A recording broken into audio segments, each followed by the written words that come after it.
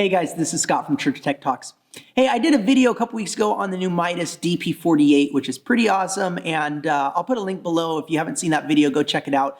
But it got me thinking, what are the things I would want in a new X32 M32? And if you've been paying attention to the Behringer Facebook page, you've seen that they kind of teased that they're working on a new X32 right now. So I don't know how far we're out from that being released. I believe the X32 is about 7 or 8 years old at this point. So we might be seeing an update soon. I put together a list of the top 10 things I'd want to see in the next X32 M32. So let's take a look at that right now.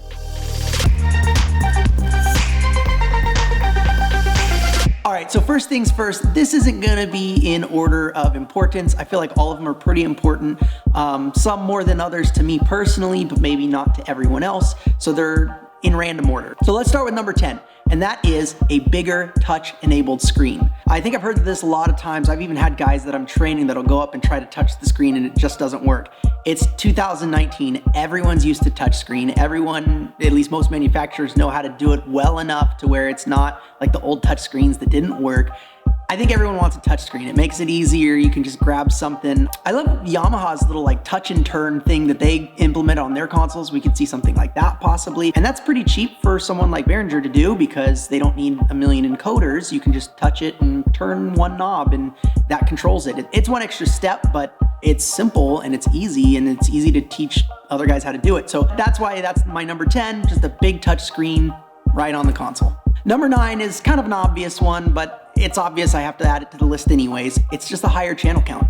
We've got 32 channels, but this desk with just a little bit more processing power could be used in much bigger operations. We could be using this desk to do all kinds of Christmas plays and concerts and back-to-back bands and all this different stuff. And I'm hitting that 32 channel limit constantly. And I know a lot of guys that use this platform are too.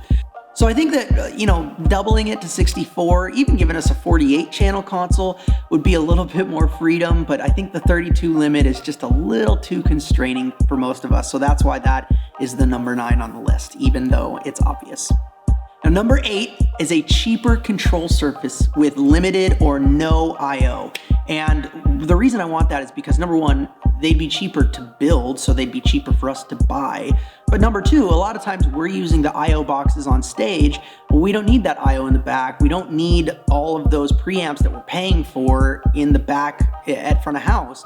It's just kind of a waste really up there. And so it'd be nice to have a cheaper option to get a front of house console, fully functional front of house console, just with less I/O, so it's cheaper. Number 7, it's something that bothers me greatly. And so I selfishly hope that they add this, but I don't know if it's a big complaint everywhere. But I want preamp gain control on the config page when you're in split HA mode, split head amp mode. The reason for this is I don't want to personally be digging into the setup to go into your preamp page to get to your correct input on AES50A, 26 to 32, 25 to 30, whatever it is. I don't want to be digging in menus to go set my gain or like tweak my gain a little bit. I want it on the config page when I select my channel. And it's kind of annoying that we have trim there when we go into that split head amp mode. I think that we should either have both or have like a little selector button to select between what that gain knob is doing. But we should have control much closer to home than digging in a menu for it. Number 6 is another thing that is sort of aligned with that, and that is metering at the preamp. Now, you may have noticed this if you're using Waves multi-rack or if you're using split head amps for maybe a monitor console or something like that. You may notice that your trim affects what your preamp page is telling you the gain is on your channel. Now, for a lot of us, we like running Midas preamps a little bit hotter. They sound a little bit warmer, a little bit fuller. And when you do that, you generally want to trim back. But the problem is you can never tell if you're clipping at the preamp because the gain that you see on the console is post-trim. So as soon as you trim that back to what level you might want to use it on the board, let's say you want to use faders at Unity for mixing and do what's called mixing in HD, which is, if you've ever looked at a fader, there's a lot more space between 0 and -5 than there is between -20 and -30. There's just a lot more room to move. So when you're up at Unity, you can make more subtle moves with your faders.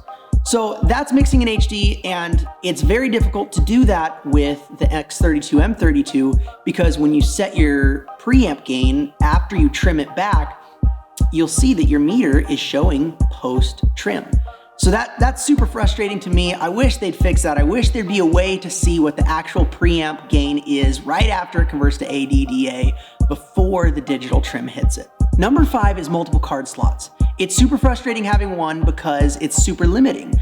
If we want to do multi-track recording on the new SD card that they have, you can't use the Wave SoundGrid card, vice versa. So they have a lot of these cards that we probably want to use a few of at this point, and only having one slot on the back means we can't. We have to choose what we need for that event or service or whatever you're using it for.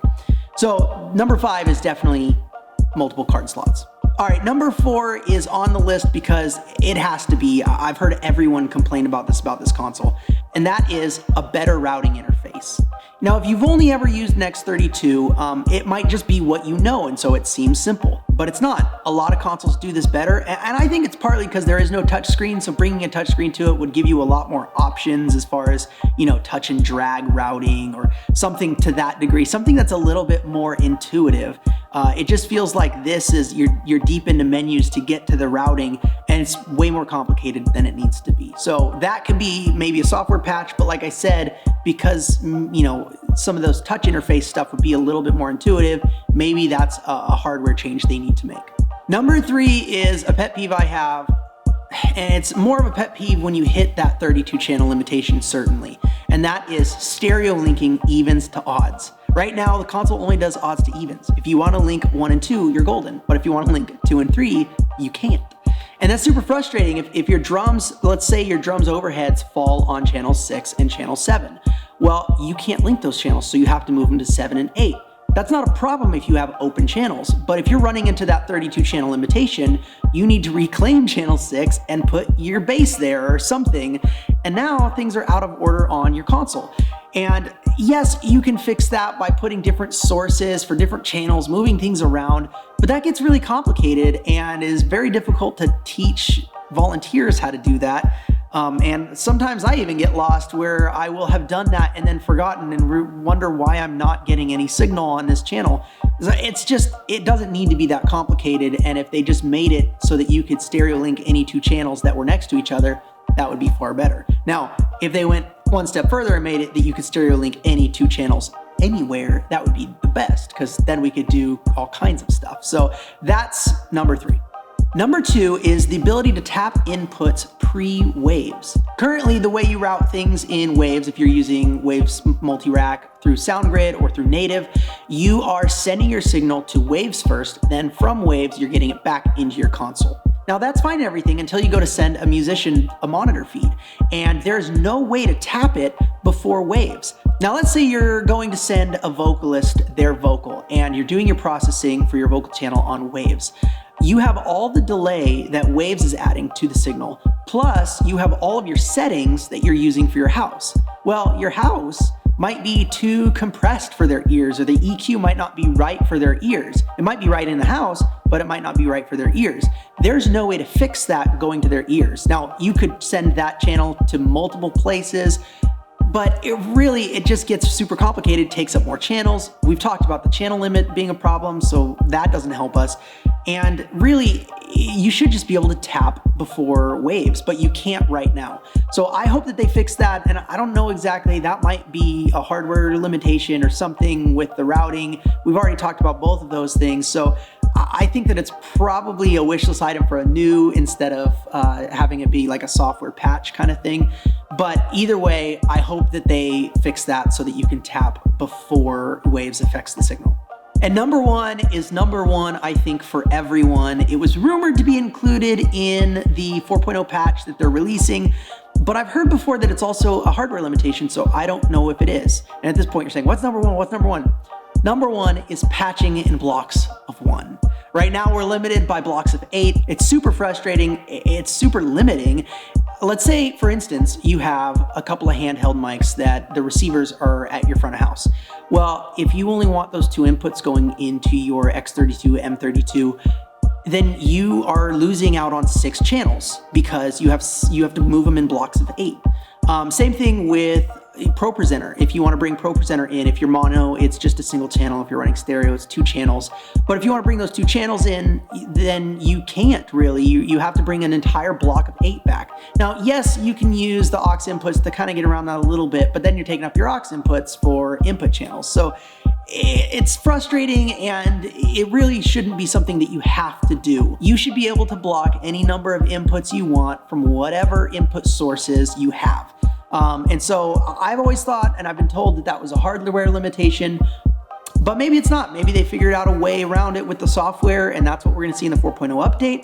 There were people claiming that it was said on a German blog. I couldn't find this German blog, and I also, the people that said this, they couldn't find the link to it either, so either it was up and it got taken down, or it wasn't up to begin with. I don't know. I don't know what it is. We'll have to wait till 4.0 comes out and then we can see. But either way, that's pretty much number 1 on, I think, everyone's list, being able to patch your inputs without that block of 8 limitation on there. So anyways, guys, that's my top 10 list. What did you guys think? Do you have anything that I missed that I didn't mention? Let me know in the comments below. If you like this video, like it. If you want to subscribe, turn on notifications so you get notified when I post a video. And I'll see you guys next time.